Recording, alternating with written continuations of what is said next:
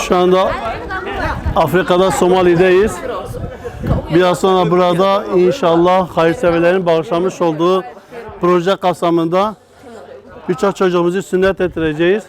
Allah-u Teala bu hayırda emeği geçen, hayırda bulunan tüm kardeşlerimizden razı olsun. İnşallah böyle hayırlı bir şey için Allah-u Teala kendilerini de mükafatlandıracaktır.